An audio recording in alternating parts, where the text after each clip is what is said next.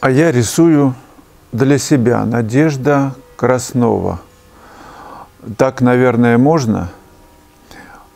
Я тоже рисую для себя. Это, мне кажется, самое высшее достижение, на что способен художник, это писать для себя. Как только художник пишет на продажу, мир меняется, все меняется. Он становится зависимым от покупателя, от галериста, который требует вот такое мне пиши, вот с такими-то вот вензельками. Люди так любят. И ты становишься просто, чего изволите, таким рабом покупателей своих. И творчеству наступает конец. Только если вы пишете для себя, это дорога к чистому искусству. К чистому в том смысле, что ничто не мешает проявиться, прорасти тем росткам, которые должны прорасти, которые растут из души, которая развивается, которая стремится стать более тонкой, более чистой, более любящей. Что скажете на этот счет, друзья? Если вы какого-то другого мнения, поделитесь, пожалуйста, это интересно. Я провожу мастер-класс в Италии, Сан-Феличе-дель-Бенако. Мы писали Марину, то есть пришвартованные яхточки, красивейший вид, бухта, ресторанчик. В общем, жизнь здесь течет в неспешном ритме, жестикулирующие итальянцы, и мы тоже жестикулируем своими кисточками.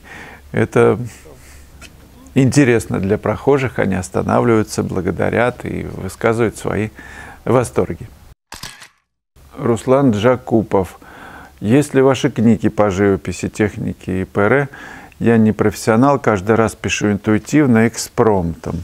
Я тоже, кстати. Буду вам очень признателен, как их приобрести. Я работаю над книжками, дело не очень спешное, так что немножко надо подождать. А пока что то, что я говорю в роликах, везде проскакивают какие-то мысли, мои открытия. Вы можете их смотреть, и, может быть, это будет полезно. Полезны мои уроки, видео в моей онлайн-школе. Это просто палитра, мотив, то, что происходит на холсте, вы это видите и можете повторять, либо писать что-то подобное. И, конечно, живые мастер-классы. Информация о будущих классах на сайте будет появляться. Присоединяйтесь. Вы можете сейчас приехать на Сицилию. Я там буду 17 числа, уеду. 18 числа уже можно будет работать примерно выбирать количество дней любое, исходя из 5-6 дней. Информация на сайте уже есть об этом классе. Он такой для небольшой группы. Валч 4236. А проработка деталей не требуется? Или вблизи смотреть не будем? А вы знаете, можно и вблизи смотреть работы, в которых нет деталей. Я так лично просто упиваюсь. Я могу смотреть бесконечно на игру живописных сочетаний, гармоничных, когда они действительно гармоничны, когда все, об этом мы как раз на классах изучаем, как все составлять по пятнам. Так вот, я любуюсь каждым мазком. Так что, если вы не любуетесь... Да, я любуюсь палитрой. Кстати, на палитре замешаны краски. Я подхожу, это просто сумасшествие. Это можно в раму вставлять и выставлять. Как это красиво сделано. И хорошая идея, кстати, если на палитре цвета богаче, живопись на палитре богаче, так ее надо в раму, а если на холсте, черт ты знает что. Надо просто поменять это местами. А проработка деталей не требуется. Не требуется, потому что я пишу впечатления, и работы, которые я вам показываю, закончены, даже если они малого формата. Это, с моей точки зрения, произведение искусства. Если для вас это не произведение, а какая-то не пойми что, у нас же в коридоре много кабинетов других, где наслаждайтесь просто чем-то другим. А потом проработка деталей, на мой взгляд, может быть не по всему, не по всей территории холста. Мы же, например, выбираем, как собака, выбирает же место, где ей спать, или где ей есть. Мы же не везде, извините, гадим, в каком-то определенном месте. И спим тоже в выбранном месте. Мы же не можем одновременно везде спать, например, или есть. И там везде крошки. Стол для этого есть, круглый, очень красивый, у Луизы круглый стол. Так прорабатываете эти детали в одном месте, за этим столом. Чего крошки разбрасывать? В кровати, например, там, смотреть кино и трескать, да, попкорна вот это вот, все тут. А как спать потом? Все будет чесаться. То есть мне представляется, что в каждой работе, если есть возможность, конечно, пусть будет какое-то место, где глаз отдыхает. Встречаются люди на улице, почему-то сразу начинают разговаривать. И если ты ответишь, вываливают на тебя все новости, которые только накопились с той стороны. А можно же просто улыбнуться, и этого может быть достаточно. Просто помолчать, посмотреть кругом, посмотреть, какое небо, птички поют. Разве для этого нужно что-то говорить? Один мастер гулял, я помню, с учеником, ну, где-то написано в книжечке, и ученик сказал, что «Как прекрасно, какой прекрасный день, какое солнце». А мастер говорит: «Ты все испортил». Ну, то есть не нужно для очевидного выражать свои мысли об очевидном. В этом нет никакой необходимости. Если ты любишь человека, это прописано в твоих движениях, в походке, в словах, во взгляде. Чего говорить все время одно и то же? Так и в живописи. Пусть будет место в картине, где много деталей, крошек, а где ничего нет, чисто. Тряпочкой вытер, и все, чистота, спокойно.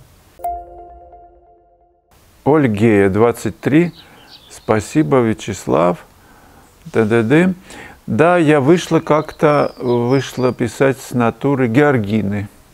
Получились живые и сочные.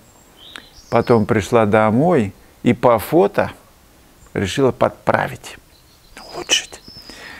Ну и замазюкала, уже было не то. Теперь я знаю цену пленэров. Осталось приучить себя не затягивать процесс, не утяжелять. Как с этим бороться, подскажите. Друзья, включайтесь, прошу помощь зала. Как не утяжелять? Ну, не нужно чемоданы с собой таскать везде, на гору особенно. Нужно налегке идти. Шерпы, например, ну, те, которые носят за туристами, вот этими альпинистами, всякие тяжелые рюкзаки, они не едят там ничего вообще. Кто знает, чем питаются шерпы, подскажите.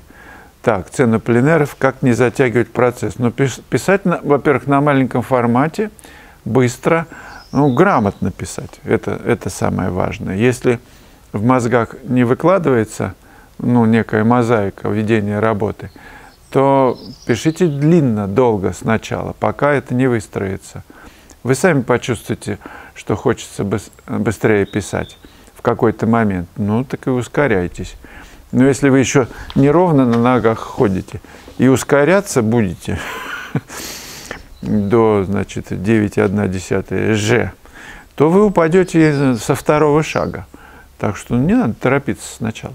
Или, например, вы все время ездили на Запорожце, ну, многие не знают, что такое, хорошо. Ну, какая еще? Москвич, Жигули, например. Вы ездили на Жигулях, и вдруг сели за Мазератти. Там на педаль, как вчера Марко газанул, аж в кресло вдавливает, у него хорошая машина, дизельная Мазератти. И как сразу, ну, очень сложно, наверное, справиться с управлением.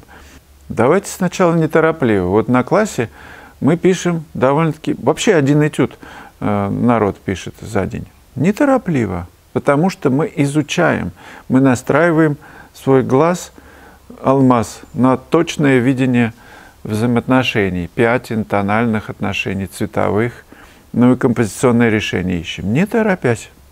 В Строгановке, я не знаю, фигура. Да что фигура? Натюрморт. 24 часа на один горшок. 24 часа. Ну, ты изучаешь, ты начинаешь лучше потом видеть форму. В конце концов, в живописи мы же пишем форму. не просто пятна. Пятна – это некий вход в видение. А потом сквозь эти пятна ты пишешь форму, как бы держа ее внутри. Это сложный момент, но очень важный. А не затягивать процесс. Да? Можно, если точно выкладываете отношения на уровне закладки этих отношений, вот закладка идет, первая пропись, то, может быть, и если точно выстраивается, то она, во-первых, ценна, вот эта закладка, вот эти подмалевки. И, может быть, кое-где вы просто уточняете, и работа готова. Это может быть готово, извините, за минуту. Я не шучу. Ну, за 2,5. Научиться выстраивать точно отношения, ну, это процесс, который занимает время. Так что присоединяйтесь к моим студентам и к школе. Как не затягивать процесс? Раньше останавливаться.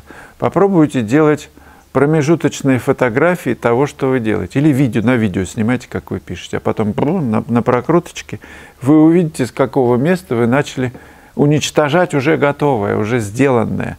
Начали с какого места портить. И постепенно вы себя приучите к тому, что не надо идти там дальше какой-то. Не переходить эту красную линию. Раньше останавливаться. Меньше говорить. Точнее видеть, точнее работать. Главное, чему там на своих семинарах я уделяю внимание, это точность, настраивание видения. Опишите вы в своих стилях, как хотите. Но видение, замечание вот разности тональных связей, цветовых композиций, теплохолодность очень важно. Но мы это все изучаем. Вот это замечание, и мало того, что ты замечаешь, и ты можешь это реализовать в холсте, со временем, не сразу, приводит к, это дорога к мастерству. Я только 20 евро с собой. Ты ограничена? Я ограничена на 20 евро.